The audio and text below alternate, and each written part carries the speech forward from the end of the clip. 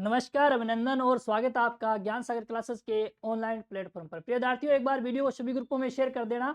अपने क्लास चल रही थी प्रमुख हस्तकला, इसका पार्ट नंबर हमने 1 पढ़ लिया था। आज बात करेंगे पार्ट नंबर 2 की। ठीक है, तो बिना किसी देरी के वीडियो को शेयर कर देना भी। चलो भी स्टार्ट करते हैं। अपने लास्ट में उस्ता कला तक पढ़ लिया था। अब अपनी बात करेंगे फड़ हस्तकला की कि फड़ चित्रकला कहाँ की प्रसिद्ध है, सबसे लोकप्रिय फड़ किसकी है, सबसे लंबी फड़ किसकी है, ऐसी कौन सी फड़ है जिसका वाचन दिन में नहीं होता है, दिन में वाचन होने वाली फड़ कौन सी है, इनके बारे में अपनी चर्चा करेंगे। तो क्या होता है फड़, देखो सबसे पहले क्या होता है फड़।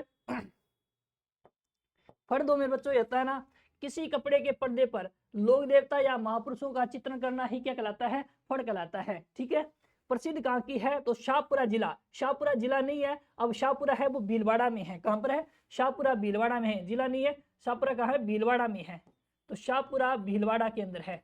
ठीक है, तो कहाँ की प्रसिद्ध है, शाहपुरा की प्रसिद्ध है मेरे बच्चों। कहाँ की प्रसिद्ध है, शाहपुरा की प्रसिद्ध है। फिर बात करते हैं प्रसिद्ध परिवार, इसके लिए जोशी परिवार है। शाहपुरा का जोशी परिवार है वो फड़ चित्रकला के लिए प्रसिद्ध परिवार है। क्लियर भाई। फिर देखो प्रसिद्ध फड़ किसकी है, पाबूजी की फड़ है। पूछ लीजिए चांदी की फड़ किसकी है, सबसे लोकप्रिय फड़ किसकी है, पाबूजी की फड़ है। पाबूजी की फड़ का वाचन करते समय रावण हत्ता वाद्य यंत्र का प्रयोग किया जाता है। ठीक है, भील जाति के बोपों द्वारा इसका वाचन किया जाता है। सबसे लंबी फड़ किसकी है, सबसे लंबी फड़ है वो देवनारायण जी की फड़ है। किसकी फड़ है, सबसे लंबी फड़ देवनारायण जी की है। सबसे छोटी फड़ भी देवनारायण जी की है। ठीक है भाई। और देवनारायण जी की फड़ का वाचन करते समय जंतर वाद्य यंत्र का प्रयोग किया जाता है। तो प्रसिद्ध कलाकार, फड़ चित्रकला के लिए प्रसिद्ध कलाकार कौन है, श्रीलाल जी जोशी है। श्रीलाल जी जोशी को इस क्षेत्र में 2006 में पद्मश्री अवार्ड से सम्मानित किया गया था भाई। पद्मश्री से क्या किया, सम्मानित किया था। दिन में वाचन की जाने वाली फड़ कौन सी है, तो रामदल्ला व कृष्णदल्ला की फड़ है। रामदल्ला व कृष्णदल्ला की फड़ का वाचन दिन में किया जाता है। फिर राजस्थान की ऐसी कौन सी फड़ है जिसका वाचन होता ही नहीं, मूक फड़ कौन सी है, तो बेसासुर की फड़ है। किसकी फड़ है, बेसासुर की फड़ है। फिर फड़ चित्रकला में महिला चित्रकार कौन है, तो यखना पार्वती जोशी और गोतल देवी। पार्वती जोशी और गोतल देवी, पार्वती जोशी और गोतल देवी। ठीक है भाई। फड़ हस्तकला की बात कर रहे हैं, शाहपुरा की प्रसिद्ध है। शाहपुरा का जोशी परिवार प्रसिद्ध है। सबसे लोकप्रिय फड़ पाबूजी की है। सबसे लंबी फड़ देवनारायण जी की है। सबसे छोटी फड़ भी देवनारायण जी की है। दिन में वाचन नहीं होने वाली फड़ कौन सी है, तो रामदल्ला कृष्णदल्ला की फड़। मूक फड़ कौन सी है, तो याकना बेसासुर की फड़ है। ठीक है, क्लियर भाई। चलिए आगे। आगे देखो काष्ठ कला, लकड़ी के कार्य कहाँ कहाँ होते हैं। जैसे अब देखो क्या होता है काष्ठ कला, लकड़ी से निर्मित वस्तुओं को क्या कहते हैं, काष्ठ कला कहते हैं। काष्ठ माने लकड़ी और कला माने कुछ वस्तुएं निर्मित करना।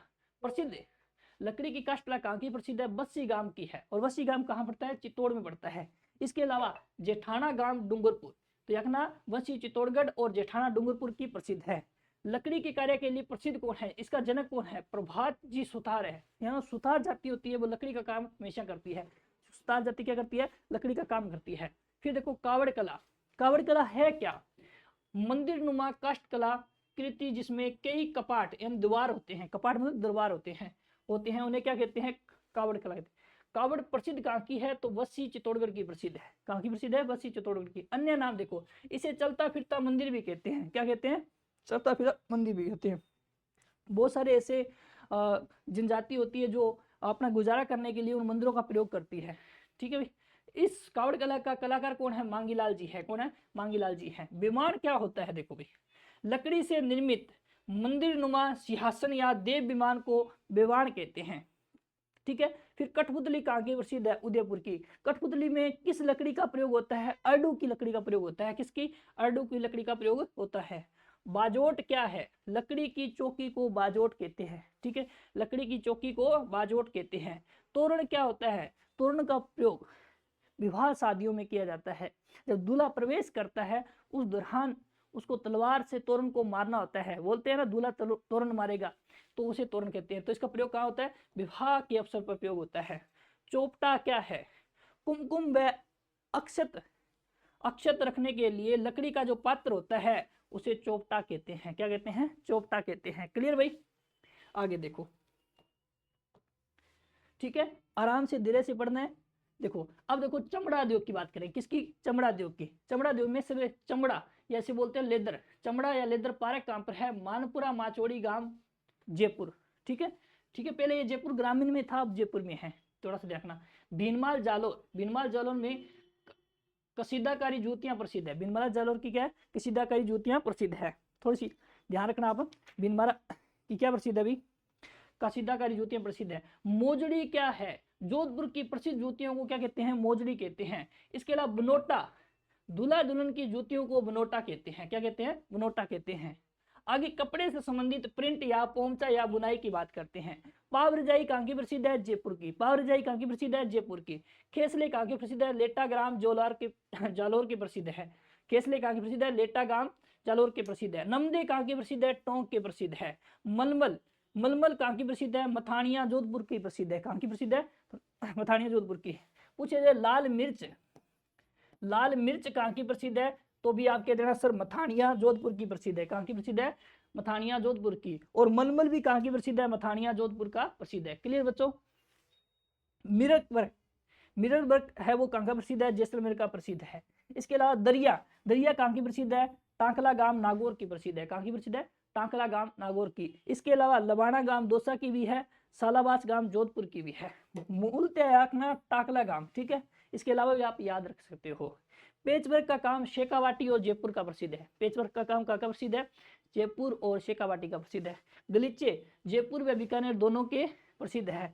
जेल में गलीचे निर्माण किए जाते हैं। बीकानेर के जेल में क्या है, गलीचों का निर्माण होता है। क्लियर भाई।